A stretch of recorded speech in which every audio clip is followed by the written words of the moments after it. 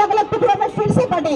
लेकिन अभी एक जो जरूरी चीज मैं सबको कहना चाहती हूँ, सबसे इम्पोर्टेंट क्या है, ये बिल तो जाएगा ही जाएगा, लेकिन हमें प्रोटेक्शन एक्ट को भी साथ में मांगना है, क्योंकि हमें बार बार मुद्दे नहीं बनाने हैं, हमें बार बार स्टेज नहीं सजाने हैं।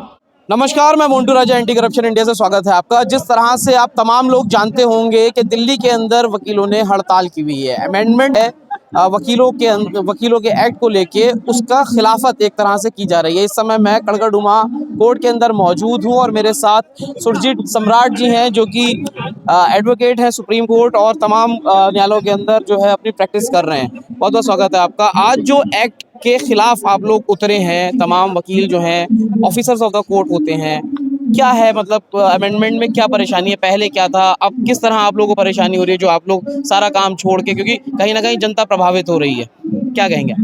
देखिए, ऐसा है, जो सरकार ने अभी एडवोकेट अमेंडमेंट बिल लाए हैं, प्रपोज बिल है, उसमें कई ऐसी चीज़ें हैं जो एडवोकेट्स के यूनिटी को, उनकी इंटीग्रिटी और डिग्निटी को वो धक्का पहुंचाती है। सरकार नहीं चाहती कि जो इंडिपेंडेंट आवाज़ है, एडवोकेट्स की इस देश में इंडिपेंडेंट आवाज़ है। एडवोकेट अपने अधिकारों के साथ साथ देश के अन्य गरीब, पिछड़े और जो भी देश के अंदर है, उनकी आवाज़ को उठाने का काम एडवोकेट करता है। एडवोकेट जो है वो ऑफिसर ऑफ द कोर्ट है। एडवोकेट के लिए सुविधा तो कुछ कर नहीं रहे हैं, मगर एडवोकेट के जो अपने अधिकार हैं, जो फंडामेंटल राइट्स जो हर इंसान को मिले हुए हैं कि भाई अगर कोई गलत बात है तो उस पर आंदोलन कर सकते हैं, स्ट्राइक कर सकते हैं, उसको ही वो कर्टेल करना चाहते हैं, अधिकारों को। तो एडवोकेट्स ये कहना चाहते हैं कि जो हमारे अधिकार हैं उनको सुरक्षित करा जाए। और हम बहुत लंबे समय से एक एडवोकेट प्रोटेक्शन एक्ट की बात कर रहे हैं कि भाई हमारे लिए प्रोटेक्शन होना चाहिए। हम पूरा जीवन देते हैं, हमारे लिए कोई प्रोटेक्शन ही नहीं है। पुलिस वाले, आपने देखे होंगे कि बहुत सारी घटनाएं होती रहती हैं कि एडवोकेट थाने में जाते हैं कुछ बात को लेके, तो वहाँ एडवोकेट के साथ बदतमीजी करते हैं, पिटाई करते हैं, चाहे वो झारखंड हो, बिहार हो, उत्तर प्रदेश हो, अन्य राज्य में हो। दिल्ली में तो एडवोकेट की यूनिटी है, सुप्रीम कोर्ट पास में है, हाई कोर्ट पास में है, सारी सरकारें हैं यहाँ, प्रधानमंत्री, राष्ट्रपति यहाँ पे है और पूरा सोशल मीडिया है, सब कुछ है। तो यहाँ ऐसा नहीं हो पाता है। तो एडवोकेट अपने साथ साथ देश के अन्य लोगों की आवाज़ को उठाने का काम करते हैं। अगर एडवोकेट को आप पावरफुल नहीं बनाएंगे, एडवोकेट के राइटों को स्ट्रॉन्ग नहीं बनाएंगे, एडवोकेट को प्रोटेक्शन नहीं देंगे, तो फिर एडवोकेट कैसे लड़ाई लड़ पाएगा? अच्छा सम्राट जी, एक चीज़ इस पे जानना चाहूँगा, जो आपने कहा कि आप लोग अपने सेफ्टी के लिए और अपनी सिक्योरिटी के लिए आप लोगों ने कई बिंदु रखे हैं, मांग करी है, क्या है वो बिंदु? देखिए, बिंदु सबसे पहले यही है कि अगर किसी एडवोकेट के साथ में कोई भी अगर बदतमीजी करता है, मारपीट करता है, तो तुरंत उसके खिलाफ FIR होनी चाहिए और तुरंत उसको पनिशमेंट मिलनी चाहिए। दूसरी बात, अगर ऐसे कुछ एडवोकेट्स हैं जो बड़े बड़े केस लड़ रहे हैं, तो उनकी प्रोटेक्शन, उनकी सुरक्षा के लिए होनी चाहिए। दूसरी बात है, उनकी फैमिली के लिए कुछ ऐसा इंश्योरेंस बड़े लेवल पर होना चाहिए कि वो अगर एक एडवोकेट, जवान एडवोकेट चला जाता है तो उसकी फैमिली को कोई दिल को आफ्टर करने वाला नहीं है। वो बस बार काउंसिल जो कुछ कर देता है तो कर देता है, ऐसा कुछ नहीं है। वैसे दिल्ली गवर्नमेंट ने यहाँ बनाया था, इंश्योरेंस देने का काम किया पहली बार, तो चलेगा नहीं चलेगा, अब नई गवर्नमेंट आई है पता नहीं। तो और बहुत सारे मुद्दे हैं, जैसे उनके लिए चैम्बर्स होने चाहिए, उनके लिए बड़ी लाइब्रेरी होनी चाहिए, उनके जीवन के लिए, उनके परिवार के जीवन के लिए कुछ ऐसा कुछ होना चाहिए कि अगर वो कुछ प्रॉब्लम हो जाए तो उस परिवार को लुक आफ्टर कर सके। तो ये बहुत सारी सुविधाएं हैं जो अभी जो आप तमाम लोग यहाँ पे इकट्ठे हुए हैं और स्ट्राइक कर रहे हैं, कि क्या प्लान है, कब तक स्ट्राइक आगे चलने वाली है? क्योंकि कई लोग कह रहे हैं ये हो सकता है महीना खिंच जाए या और लंबा खिंच जाए, क्योंकि आप लोग जो मुख्य यहाँ पे चीजें हैं वो क्या प्रभावित कर रही हैं आपको, जो मुख्य बिंदु हैं? देखो, अगर एडवोकेट स्ट्राइक पर जाते हैं तो लॉ एंड ऑर्डर तो प्रभावित होता ही होता है। दूसरी बात है कि जो 5 करोड़ पहले से ऑलरेडी केस पेंडिंग है, सरकार कहती है, सरकार का डाटा है कि बहुत सारे पेंडिंग केस हैं, तो उन पेंडिंग केसों को सॉल्व करने के लिए तो कोई उनके पास में योजना नहीं है। एडवोकेट्स को स्ट्राइक पे भेजने की उनकी योजना है। अगर एडवोकेट के खिलाफ ऐसे कानून लेकर आएंगे, ऐसे बिल लेकर आएंगे, तो एडवोकेट तो क्या करेंगे? एडवोकेट आपसे लड़ तो सकते नहीं है डायरेक्ट, भाई वो स्ट्राइक पे जाएंगे ना, सारे कोर्टों में काम बंद करेंगे। अब एडवोकेट को जितना नुकसान यहाँ पर हो रहा है कि बहुत सारे लोग तो ऐसे हैं कि जो डेली आते हैं, डेली कमा के लेके जाते हैं, मगर वो अपने अधिकारों के लिए लड़ रहे हैं, देखा जाए कोई बात नहीं है। तो ये सरकार को सोचना चाहिए, जितनी जल्दी हो सके सरकार अपना प्रतिनिधित्व भेजे, एडवोकेट्स लीडर के साथ में बात करें और इस जो भी मुद्दा है उस मुद्दे को सॉल्व करने का एक्ट में बदलाव हुआ है, उस बदलाव में क्या यही एक मुख्य कारण है कि आप लोग प्रोटेस्ट नहीं कर सकते, या और भी उसके कुछ बिंदु? और भी उनके बिंदु हैं, और भी कई बहुत सारे बिंदु हैं।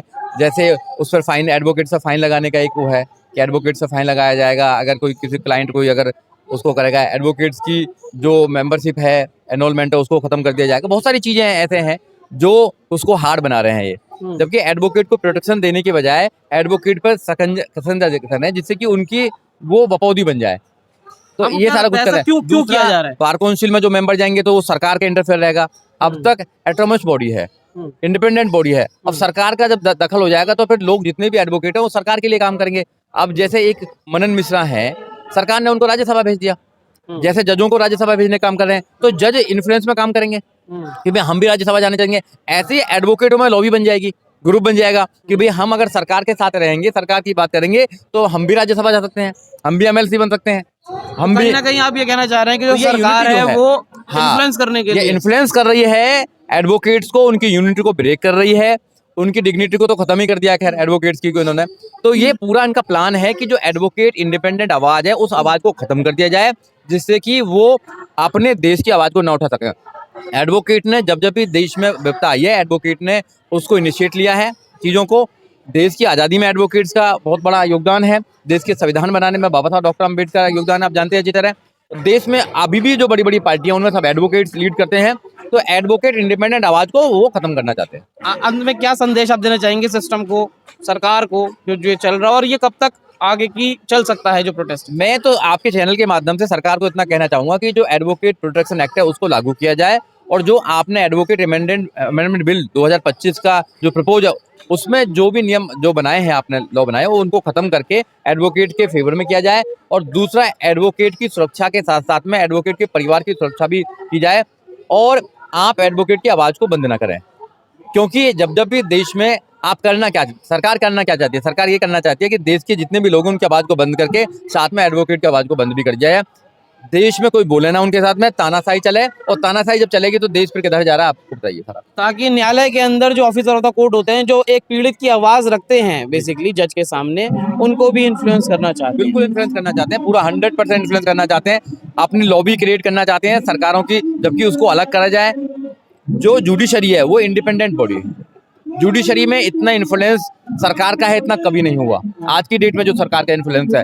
और वो एडवोकेट्स में भी लॉबी बनाकर उनकी जो यूनिटी है पूरे देश के अंदर उसको तोड़ना चाहती है। पूरे देश में 20 लाख एडवोकेट काम करते हैं, 20 लाख, और खासकर दिल्ली में तो 1 लाख लोग काम करते हैं, 1 लाख एडवोकेट हैं। उनके परिवार की तरफ तो तुम देख नहीं रहे, उनकी सुरक्षा के लिए नहीं देख रहे, उनकी जो यूनिटी है तो उस यूनिटी को तोड़ने का लगातार काम किया जा रहा है। ये सरासर गलत है। सरकार को उनके वेलफेयर के लिए काम करना चाहिए, लोगों के वेलफेयर के लिए काम कीजिए, ना कि देश की यूनिटी को, इंटीग्रिटी को तोड़ना चाहिए। बहुत बहुत शुक्रिया। तो तमाम जो चीज़ है जो आप देख रहे हैं कि जो प्रोटेस्ट है वो तमाम न्यायालय जो हैं उसमें चल रहा है। सुरजीत सम्राट जी थे मेरे साथ। जो अमेंडमेंट में चेंजेस आ रहे हैं, क्यों वकील प्रोटेस्ट कर रहे हैं, क्या कमियां हैं और किन बिंदुओं पे सरकार को फोकस करना चाहिए, आखिर क्यों ऑफिसर ऑफ द कोर्ट आज अपनी ही गुहार लगा रहा है कोर्ट के अंदर, इस पूरी चर्चा पे क्या सोचते हैं, क्या राय रखते हैं, कमेंट द्वारा साझा करें। अगली अपडेट के साथ आपके समक्ष फिर प्रस्तुत होंगे। नमस्कार।